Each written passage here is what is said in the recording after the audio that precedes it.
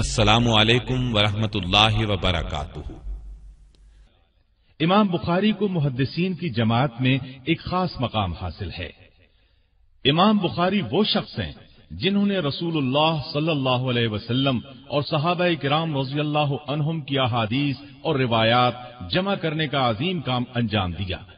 اس کام میں انہوں نے اپنی زندگی کی آسائش، آرام، دولت سب کچھ قربان کر دیا۔ اس کام میں جو کامیابی امام بخاری کو حاصل ہوئی وہ کسی دوسرے محدث کے حصے میں نہ آ سکی، اس لیے آپ امام المحدثین اور امیر المومنین فی الحدیث قرار پائے۔ ان کی پرکھی ہوئی احادیث پر مکمل وثوق کا اظہار کیا گیا۔ آپ نے یہ کام انجام دے کر جفاکشی کی ایک مثال قائم کر دی۔ مسلمانان عالم آج امام بخاری سے خاص محبت رکھتے ہیں۔ جن احادیث پر بخاری کا حوالہ نظر آ جائے آنکھیں بند کر کے اس پر اعتماد کرتے ہیں۔ ان حالات میں ایسے شخص کے حالات کون جاننا پسند نہیں کرے گا؟ لہذا یہ کہنا بالکل بجا ہے کہ یہ سی ڈی اہم نوعیت کی قیمتی ترین سی ڈی ہے۔ تو آئیے سنتے ہیں امام بخاری، پیشکش محمد طارق شاہد۔ ماں باپ نے امام بخاری رحمت اللہ علیہ کا نام محمد رکھا۔ آپ کی کنیت ابو عبداللہ تھی۔ والد کا نام اسماعیل بن ابراہیم بن مغیرہ تھا۔ ان کی کنیت ابو الحسن تھی۔ بڑے پائے کے محدث تھے۔ امام مالک رحمت اللہ علیہ کے شاگرد تھے۔ گویا امام بخاری اور ان کے والد دونوں ہی محدث تھے۔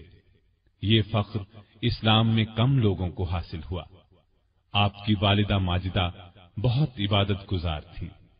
امام بخاری کی آنکھیں چھوٹی عمر میں خراب ہو گئیں۔ طبیب علاج نہ کر سکے۔ والدہ محترمہ نے اللہ سے دعا کی تو ایک خواب میں انہیں بشارت دی گئی کہ تمہارے رونے اور دعا کرنے پر اللہ نے تمہارے بیٹے کی بینائی لوٹا دی ہے۔ والدہ کہتی ہیں اسی صبح میرے بیٹے محمد کی آنکھیں درست ہو گئیں اور پھر بینائی اس قدر تیز ہو گئی کہ آپ نے تاریخ کبیر چاند کی روشنی میں لکھی۔ امام بخاری اجمی النسل تھے۔ ان کے پردادا مغیرہ نے بخارا کے حاکم یمان جعفی کے ہاتھ پر اسلام قبول کیا۔ بخارا میں رہائش اختیار کی۔ آپ کے والد اسماعیل نے حماد بن زید، امام مالک، ابو معاویہ سے احادیث روایت کی۔ عبداللہ بن مبارک کی صحبت میں رہے۔ امام بخاری نے خود اپنے والد کا ذکر تاریخ کبیر میں کیا ہے۔ احمد بن حفص کہتے ہیں کہ امام بخاری کے والد اسماعیل نے اپنی وفات کے وقت کہا تھا، میرے علم کے مطابق میرے مال میں ایک درہم بھی حرام کا یا مشتبہ نہیں ہے۔ زمین کے جس خطے میں امام بخاری کی ولادت ہوئی وہ علاقہ خراسان کا مشہور شہر بخارا ہے۔ بخارا ماوراء النہر کے شہروں میں ایک قدیم، بڑا اور شاندار شہر ہے۔ دریائے جیہوں سے 2 روز کی مسافت پر ہموار زمین پر آباد ہے۔ اسلامی فتوحات سے پہلے یہ شہر سامانیہ ملوک کا دارالسلطنت تھا۔ کہا جاتا ہے مسلمانوں نے اس شہر کو سیدنا امیر معاویہ رضی اللہ عنہ کے زمانے میں 55 ہجری میں فتح کیا تھا۔ فتح ہونے کی تاریخ 88 یا 90 ہجری بھی بتائی جاتی ہے۔ بہرحال آپ نے اسی تاریخی شہر بخارا میں 13 شعبان 194 ہجری میں آنکھ کھولی۔ امام بخاری کا اپنا بیان ہے کہ یہ تاریخ ولادت میں نے اپنے والد کے ہاتھ کی لکھی ہوئی پائی۔ اور بھی کئی صاحب علم و کمال بخارا میں پیدا ہوئے۔ آپ نے علم کی گود میں پرورش پائی۔ والد کی وفات اس وقت ہوئی جب آپ چھوٹے ہی تھے۔ والدہ نے پرورش کی۔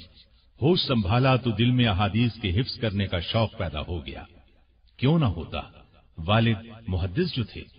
لوگوں نے امام بخاری کو یہ کہتے سنا، اللہ نے مجھے اس وقت احادیث کے حفظ کا شوق دیا جبکہ میں ابھی مکتب میں تھا۔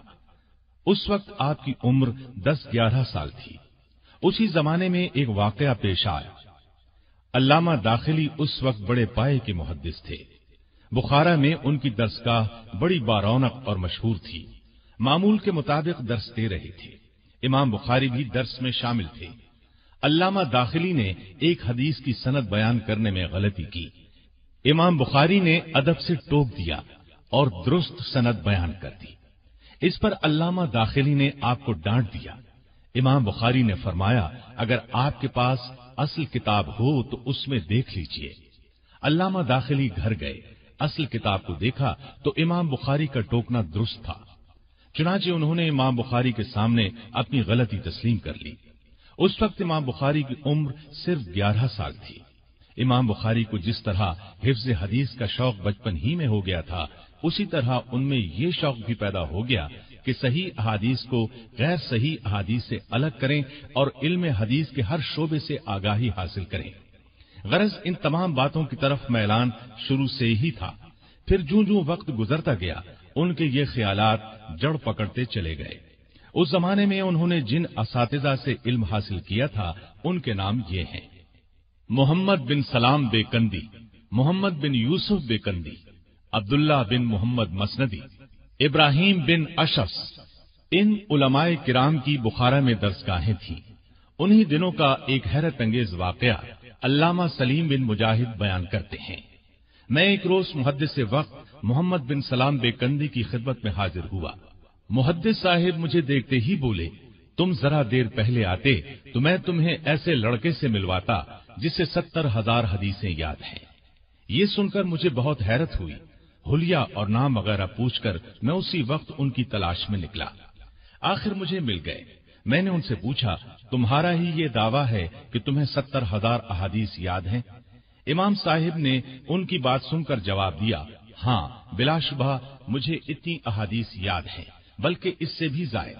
اور صرف یاد ہی نہیں بلکہ جس حدیث کے بارے میں سوال کریں گے اس کے راویوں کی وفات، جائے سکونت اور دیگر حالات بھی بتا دوں گا، اور جو قول یا فعل صحابی یا تابعی کا بیان کروں گا اس کے ساتھ یہ بھی بتا سکتا ہوں کہ ان کا یہ قول و فعل کس آیت یا حدیث سے اخذ کیا گیا ہے۔ ایک روز محمد بن سلام بیکندی نے سفر پر جانے سے پہلے امام بخاری سے کہا، تم میری کتاب کو دیکھ لو اور اس میں جو غلطی ہو اس کی اصلاح کر دو۔ کسی نے علامہ بیکندی کی یہ بات سن کر حیرت ظاہر کی اور کہا، آپ فن کے امام ہو کر ایک نوجوان لڑکے سے یہ فرما رہے ہیں، میری کتاب میں سے غلطیاں نکال دو۔ علامہ بیکندی نے اس کی بات سن کر جواب میں فرمایا، ہاں اس نوجوان کا کوئی ثانی نہیں ہے۔ وہ فرمایا کرتے تھے، جب محمد بن اسماعیل میرے درس میں آ جاتے ہیں تو میں حیرت زدہ ہو جاتا ہوں۔ حدیث بیان کرتے وقت مجھے خوف محسوس ہونے لگتا ہے کہ کہیں محمد بن اسماعیل کے سامنے غلطی نہ ہو جائے۔ یہ سب باتیں اس وقت کی ہیں جب امام بخاری محمد بن سلام بیکندی کے درس میں شریک ہوتے تھے، اور انہوں نے اپنے وطن بخارا سے حصول علم کے لیے رحلت نہیں فرمائی تھی۔ امام بخاری نے جب وطن سے رحلت فرمائی تو پھر علامہ بیکندی کو ان سے ملنے کا اتفاق نہیں ہوا۔ رحلت محدثین کی اصطلاح میں وہ سفر ہے جو حدیث یا حدیث کی اسناد حاصل کرنے کے لیے کیا جاتا ہے۔ اصحاب رسول اور تابعین اس سفر کے لیے کیا کچھ کرتے تھے اس کا اندازہ لگانا آج کے دور میں ممکن نہیں۔ بعض اوقات تو صرف ایک حدیث کے لیے یا صرف ایک حدیث کی جانچ کے لیے ایک مہینے کے سفر کی تکالیف برداشت کرتے تھے۔ اس زمانے میں سفر بھی پیدل، گھوڑوں یا اونٹوں پر ہوتا تھا۔ امام بخاری نے عمر کے 16ویں برس تک اپنے ہی ملک کے اساتذہ سے علم حاصل کیا۔ پھر آپ نے حجاز کا سفر کیا۔ حجاز اسلامی علوم کا منبع تھا، رسول اللہ صلی اللہ علیہ وسلم کا مسکن تھا۔ وہاں وحی اتری، جبرائیل آئے، صحابہ کا وطن اور اسلام کا مرکز تھا۔ حجاز میں آمد سے پہلے عبداللہ بن مبارک اور وقیع کی تصانیف کو زبانی یاد کر چکے تھے۔ یہ 210 ہجری کی بات ہے۔ اس وقت تک امام بخاری نے اپنے ہی وطن میں وہ فضل و کمال حاصل کر لیا تھا جو بڑے تعجب کی نگاہ سے دیکھا جاتا تھا۔ یہ کمال بڑے بڑے اماموں کو زندگی بھر نصیب نہیں ہوا تھا۔ 16ویں برس اپنی والدہ کے ساتھ مکہ معظمہ پہنچے۔ اس سفر میں آپ کے بڑے بھائی احمد بھی ساتھ تھے۔ والدہ اور بھائی تو حج سے فارغ ہونے پر وطن واپس چلے گئے، لیکن امام بخاری نے وہیں قیام فرمایا۔ علم کی تکمیل کے لیے اب آپ مکے کے شیوخ کی درسگاہوں میں شریک ہونے لگے۔ اس وقت مکے میں فن کے امام یہ لوگ مانے جاتے تھے: امام ابو الولید احمد بن ارزقی، عبداللہ بن یزید، اسماعیل بن سالم الصائغ، ابو بکر عبداللہ بن زبیر حمیدی وغیرہ۔ مکے کے بعد آپ نے مدینے کا رخ کیا۔ اس وقت وہاں دنیا بھر سے لوگ سفر کر کے آتے تھے، علوم نبویہ سیکھتے تھے۔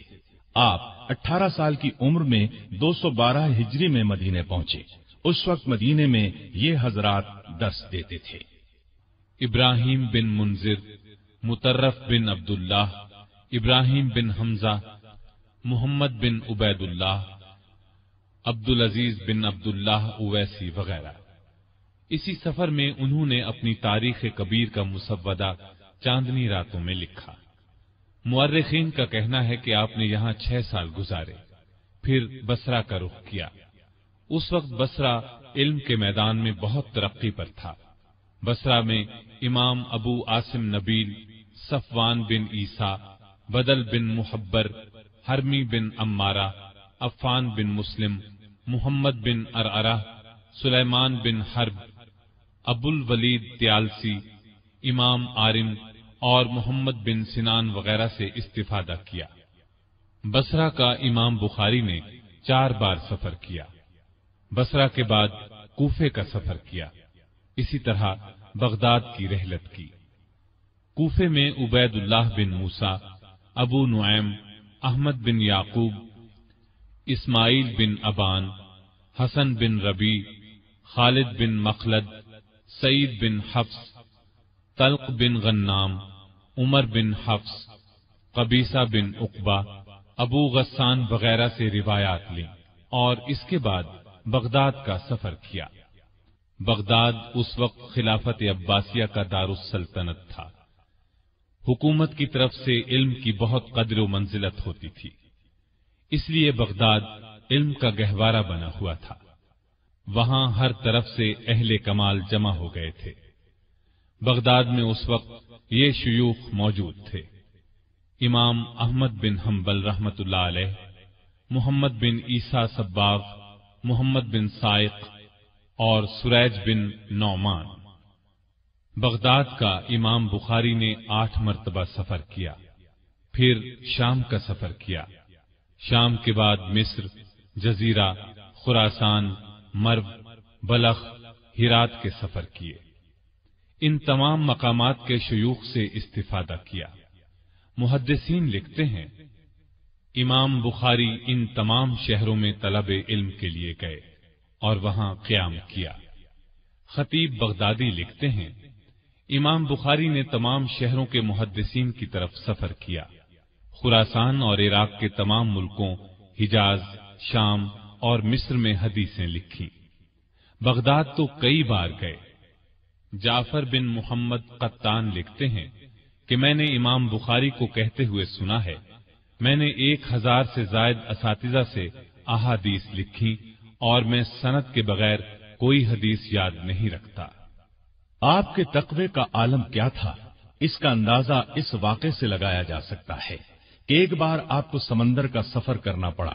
آپ جہاز میں سوار ہوئے، آپ کے پاس 1000 اشرفیاں تھیں۔ ایک صاحب نے جہاز والوں کو آپ کے بارے میں بتا دیا کہ یہ کون ہیں، لہذا جہاز والے آپ کی خدمت میں لگے رہے۔ اس کام کے لیے انہوں نے اپنا ایک ساتھی مستقل طور پر آپ کے ساتھ کر دیا۔ اس نے خوب خدمت کی۔ امام صاحب اس کی خدمت سے بہت متاثر ہوئے۔ باتوں باتوں میں 1000 اشرفیوں کا ذکر کر بیٹھے۔ ایک صبح ان کا ساتھی سو کر اٹھا تو چیخنے چلانے اور سر پیٹنے لگا اور کپڑے پھاڑنے کی نوبت آ گئی۔ لوگ بہت حیران ہوئے، پوچھا آخر ہوا کیا؟ جب سب اصرار کرنے لگے تو بولا، میرے پاس 1000 اشرفیوں کی تھیلی تھی، وہ گم ہو گئی ہے۔ اب ایک ایک کی تلاشی لی جانے لگی۔ امام صاحب نے چپکے سے اشرفیوں کی تھیلی سمندر میں گرا دی۔ سب کے ساتھ امام بخاری کی بھی تلاشی لی گئی۔ جب کسی کے پاس سے بھی تھیلی نہ ملی تو سب نے اسے برا بھلا کہا۔ سفر ختم ہوا، لوگ جہاز سے اترے۔ تنہائی میں بات کرنے کا موقع ملا تو وہ شخص ان کے نزدیک آیا اور پوچھا، آپ نے تو بتایا تھا کہ آپ کے پاس اشرفیوں کی تھیلی ہے، پھر آپ نے اس تھیلی کا کیا کیا؟ امام بخاری نے فرمایا، میں نے تھیلی سمندر میں گرا دی۔ وہ یہ سن کر حیران ہوا بولا آپ کے دل نے اس قدر بڑی رقم کو ضائع کرنا کس طرح گوارا کر لیا؟ آپ نے جواب میں فرمایا میں نے اپنی تمام عمر رسول اللہ صلی اللہ علیہ وسلم کی احادیث کی طلب میں بسر کر دی۔ دنیا میرے بارے میں جانتی ہے کہ میں کیسا شخص ہوں۔ تھیلی اگر میرے پاس سے برآمد ہو جاتی تو لوگ کیا کہتے؟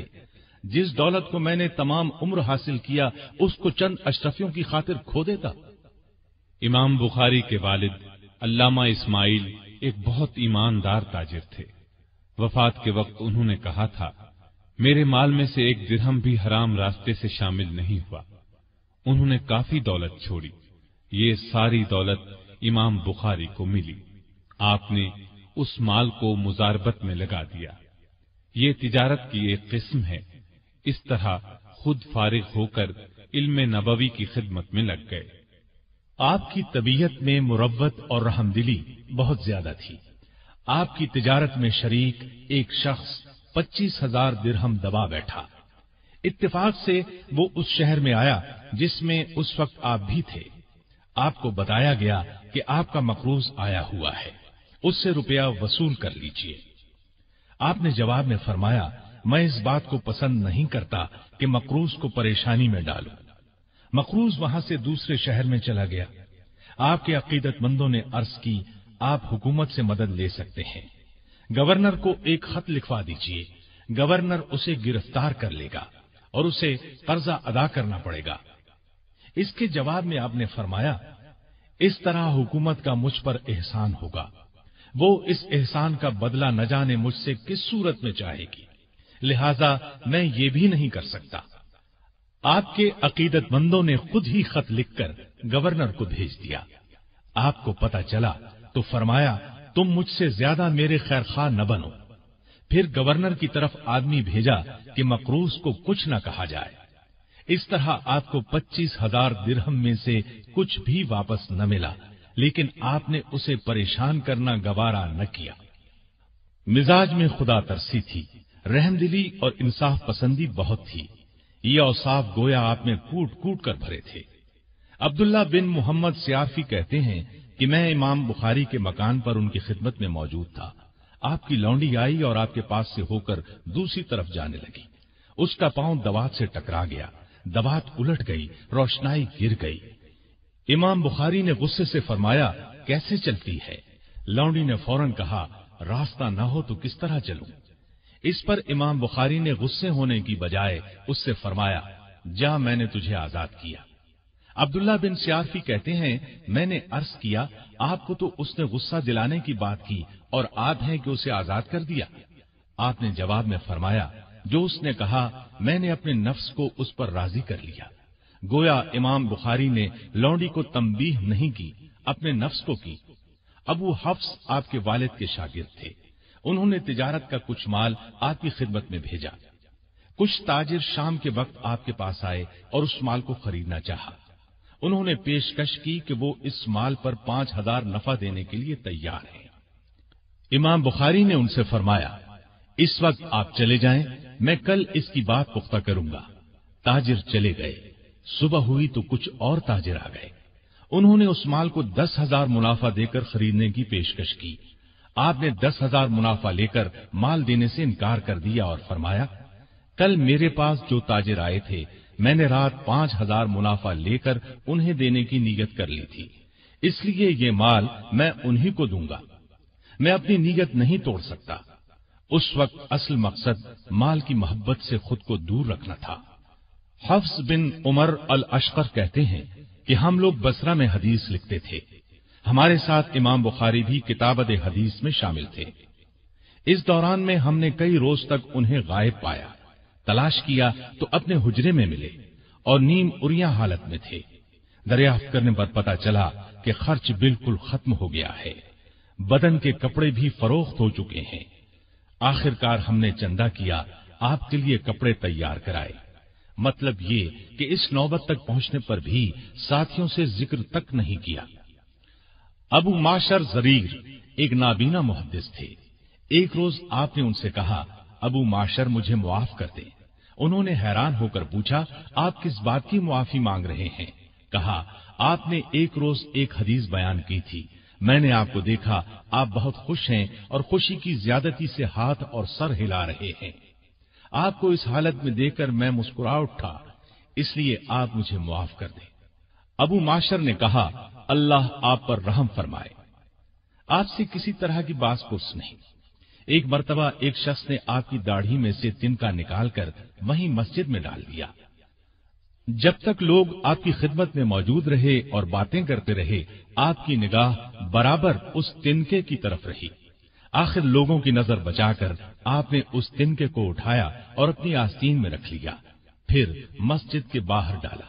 یہ مسجد کا ادب اور احترام تھا، اور مطلب یہ تھا کہ جس چیز سے داڑھی کو صاف رکھا جائے اس سے مسجد کو بھی صاف رکھنا چاہیے۔ خالد بن احمد زحلی بخارا کا گورنر تھا۔ اس نے آپ سے درخواست کی کہ آپ شاہی محل میں آ کر مجھے اور شہزادوں کو حدیث اور تاریخ کا درس دیں۔ امام بخاری نے صاف انکار کر دیا اور ان کو بتا دیا کہ علم کے قدردان اب بھی موجود ہیں جن کو دنیا کی کوئی پرواہ نہیں۔ جو پیغام لے کر آیا تھا اس کی زبانی کہلا بھیجا۔ میں حرم شاہی میں جا کر خوشامدی نہیں بننا چاہتا، اس میں علم کی بے قدری ہے۔ اب گورنر نے درخواست کی کہ اگر آپ حرم شاہی میں تشریف لانا پسند نہیں کرتے تو شہزادوں کے لیے خاص وقت دیں جس میں عام لوگ نہ ہوں۔ آپ نے جواب میں فرمایا، یہ نبی اکرم صلی اللہ علیہ وسلم کی میراث ہے، اس میں عام خاص سب کا برابر حصہ ہے۔ میری درسگاہ اور مسجد کا دروازہ ہر وقت اور ہر شخص کے لیے کھلا ہے، جسے شوق ہو آ کر فائدہ اٹھا لے، کسی کے لیے روک ٹوک نہیں۔ میں کبھی ایسی درخواست منظور نہیں کر سکتا۔ اگر میرے جواب سے ناخوش ہو تو بزور میرا درس روک دو۔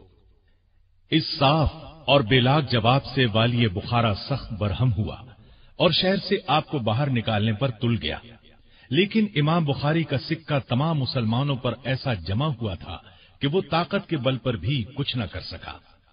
آخر دوسرا طریقہ اختیار کیا، چند لوگوں کو اس بات کے لیے مقرر کیا کہ امام بخاری پر کوئی ایسا الزام لگایا جائے کہ عام لوگ آپ سے بدظن ہو جائیں۔ چنانچہ ایک جھوٹا الزام لگایا گیا اور شہر چھوڑنے کا حکم دے دیا گیا۔ الزام یہ تھا کہ امام بخاری قرآن کے الفاظ کے مخلوق ہونے کے قائل ہیں۔ اس پر شہر میں ہنگامہ کھڑا ہوا۔ یہ ہنگامہ بھی دراصل ان لوگوں نے کھڑا کیا تھا۔ آپ شہر چھوڑنے پر مجبور ہو گئے۔ شہر سے جاتے وقت آپ نے یہ بد دعا دی، اے اللہ، جس بات کا ان لوگوں نے مجھ پر الزام لگایا ہے تو وہی بات ان کی اپنی ذات اور ان کی اولاد میں دکھا۔ چند روز بعد ہی اس دعا کا اثر ظاہر ہوا۔ خراسان کے حکمران نے بخارا کے حاکم خالد بن احمد زحلی کے بارے میں یہ فرمان جاری کیا کہ اسے گدھے پر بٹھا کر شہر میں گھمایا جائے، اس کے بعد قید میں ڈال دیا جائے۔ انجام یہ ہوا کہ یہ قید میں ہی مر گیا۔ جن لوگوں نے امام بخاری پر الزام لگانے میں حصہ لیا تھا ان میں سے ہر ایک کا انجام بد سے بدتر ہوا۔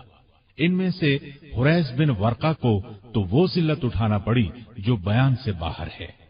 الزام لگانے کے لیے حاکم بخارا نے اس شخص کو آگے کیا تھا۔ امام بخاری بخارا سے نکل کر بیکند پہنچے، لیکن اس الزام کی خبر بیکند بھی پہنچ چکی تھی۔ وہاں دو فریق ہو گئے، ایک امام بخاری کو اس الزام سے بری سمجھتا تھا، دوسرا گروہ مفسدوں کا تھا۔ امام بخاری نے اس صورتحال میں وہاں ٹھہرنا مناسب نہ سمجھا۔ اس دوران میں سمرقند کے لوگوں کو آپ کے بیکند پہنچنے کی خبر مل گئی۔ انہوں نے آپ سے درخواست کی کہ سمرقند تشریف لے آئیں اور مسند درس سنبھالیں۔ آپ نے درخواست منظور فرمائی اور سمرقند کے لیے روانہ ہوئے۔ راستے میں خرتنگ نامی بستی میں ایک عزیز کے مکان میں ٹھہرے۔ تہجد کی نماز میں آپ نے دعا کی، اے اللہ، تیری زمین کشادہ ہونے کے باوجود مجھ پر تنگ ہو گئی ہے، مجھے اپنے پاس بلا لے۔ اللہ نے ان کی دعا قبول کر لی۔ چند روز کے بعد آپ نے وہیں وفات پائی۔ جس عزیز کے ہاں آپ ٹھہرے ہوئے تھے اس کا نام غالب بن جبریل تھا۔ وہ کہتے ہیں چند روز تک امام بخاری میرے مکان پر تندرست رہے، آخر بیمار ہو گئے۔ اسی حالت میں سمرقندیوں کی طرف سے درخواستیں آنے لگی۔ بہت زور دیا گیا کہ آپ سمرقند تشریف لے آئیں۔ آپ نے حالت مرض ہی میں جانا منظور فرما لیا، لیکن اس وقت انہیں معلوم ہوا کہ بخارا کا فتنہ سمرقند میں بھی پہنچ چکا ہے اور وہاں بھی 2 جماعتیں ہو گئی ہیں۔ تو آپ نے اپنے لیے دعا فرمائی، اے اللہ مجھے اپنے پاس بلا لے، مجھ پر تیری زمین کشادہ ہونے کے باوجود تنگ ہو گئی ہے۔ ادھر اختلافات کے بعد سمرقند والوں نے اس الزام کے بے بنیاد ہونے پر اتفاق کر لیا اور آپ کو سمرقند لے جانے پر زور دیا۔ آپ نے سواری طلب کی، چلنے کی تیاری کی، موزے پہنے، امامہ باندھا۔ ایک صاحب نے سہارا دینے کے لیے دونوں بازو تھامے، سواری کی جانب 15-20 قدم بڑھے ہوں گے کہ فرمایا، مجھے چھوڑ دو، کمزوری بڑھتی جا رہی ہے۔ امام بخاری نے ہاتھ اٹھا کر کچھ دعائیں کی اور لیٹ گئے۔ آپ کے جسم سے بے تحاشا پسینہ جاری ہو گیا، یہاں تک کہ آپ عید الفطر کی شب 256 ہجری میں انتقال کر گئے۔ اس وقت آپ کی عمر قریباً 62 برس تھی۔ انا للہ و انا الیہ راجعون۔ روح پرواز کر جانے کے بعد بھی جسم پر پسینے کا اثر تھا۔ آخر غسل دے کر کفن میں لپیٹ دیے گئے۔ عید الفطر کے دن بعد نماز ظہر وہیں خرتنگ نامی بستی میں آپ کو دفن کر دیا گیا۔